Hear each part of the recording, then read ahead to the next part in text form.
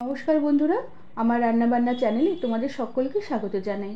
আজ আমি সিম আলু দিয়ে রুই মাছের একটি দুর্দান্ত স্বাদের হালকা পাতলা ঝোলের রেসিপি বানাবো। গরম গরম ভাতের সাথে এই মাছের ঝোলের রেসিপিটি খেতে অপূর্ব লাগবে। আর রেসিপিটি তোমাদের সম্পূর্ণ দেখার অনুরোধ রইল। দেখে ভালো লাগলে একটি লাইক, শেয়ার আর সাবস্ক্রাইব করে দেবার অনুরোধ রইল। তার সাথে যারা আমার ফেসবুক পেজ থেকে দেখছো তাদের পেজটিকে ফলো করে দিয়ে ভিডিওটি লাইক শেয়ার করে দেবার অনুরোধ রইল। প্রথমে আমি এখানে 3 পিস রুই মাছ বেশ ভালো করে বেছে ধুয়ে নিয়ে নুন আর হলুদ গুঁড়ো মাখিয়ে কিছুক্ষণ রেখে দিয়েছিলাম। মাছ রান্নার আগে মাছ বেছে ধুয়ে নিয়ে নুন হলুদ মাখিয়ে কিছুক্ষণ রেখে দিলে মাছ রান্নার পরে মাছের স্বাদও যেমন ভালো হয়, মাছের ভিতরে নুন ঢুকে আর মাছের রেসিপিটি খেতেও ভালো লাগবে।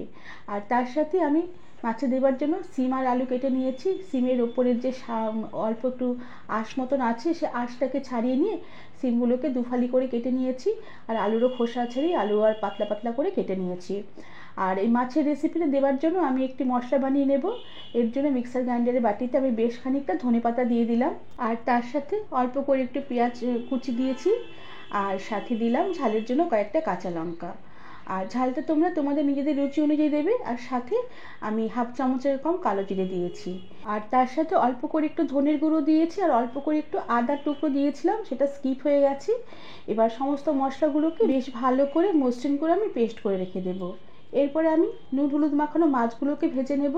এর জন্য কড়া বেশ ভালো করে ধোয়া ওঠা গরম করে নিতে হবে। আর এরপরে পরিমাণ মতন কড়াতে তেল দিয়ে তেলও বেশ ভালো করে ধোয়া ওঠা গরম করে নিয়ে মাছগুলোকে কড়াতে দিতে হবে।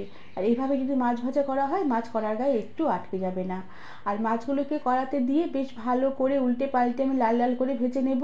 আর মাছগুলো বেশ ভালো করে লাল করে ভাজা হয়ে গেলে সমস্ত মাছগুলোকে আমি কড়া থেকে উঠিয়ে রেখে দিলাম। এরপরে কড়ার এই তেলেই আমি খানিকটা পেঁয়াজ কুচিয়ে রেখেছিলাম, সেই কুচনো পেঁয়াজ এই তেলে ফোড়ন দিলাম। এবার পেঁয়াজগুলোকে তেলের মধ্যে একটু নেড়ে চেড়ে নিয়ে আমি একটি তেজপাতা ছিঁড়ে তেলে দিয়ে দিলাম। এবার তেজপাতা আর পেঁয়াজ একটু তেলের মধ্যে নাড়াচাড়া করে নেব। পেঁয়াজটা একটু ভাজা হয়ে একটু নরম হয়ে এলে আমি যে সিম আর আলু কেটে রেখেছিলাম, কেটে রাখা সিম আর আলু কড়াতে দিয়ে দিলাম। এবার সিম আলু কড়ার মধ্যে তেলের মধ্যে বেশ ভালো করে কিছুক্ষণ একটু নেড়ে চেড়ে নেব, আর একটু হালকা একটু ভাজা করে নেব। এবার এই সিম আলুতে দিয়ে দিলাম সামান্য একটু নুন আর সামান্য একটু হলুদ গুঁড়ো। এতে এই সবজিগুলো একটু খানিকটা মজে আসবে আর একটু নরম হয়ে আসবে। আর ভাজা যখন করব ভাজার কালারটাও বেশ ভালো আসবে। এবার বেশ ভালো করে সিম আর আলু কিছুক্ষণ নেড়ে চেড়ে হালকা করে ভাজা ভাজা করে নিয়েছি।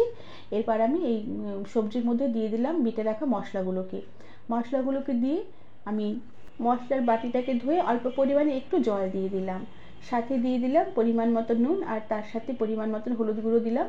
তবে নুনটা বুঝে দিতে হবে, কারণ শিম আলু ভাজার সময় আমি অল্প করে নুন দিয়েছিলাম, তাই নুনের পরিমাণটা একটু বুঝে দিতে হবে। এবার আমি সমস্ত মশলাগুলোকে বেশ ভালো করে নেড়ে চেড়ে শিম আলুর সাথে একসাথে কষিয়ে নেব। তবে তোমরা চাইলে এখানে শুকনো লঙ্কার গুঁড়ো বা কাশ্মীরি লঙ্কার গুঁড়ো দিতে পারো, নাহলে এই সবজির রেসিপির কালারটা একটু সবজিতে আসবে। তবে আমি এখানে আর কিছুই দেবো না।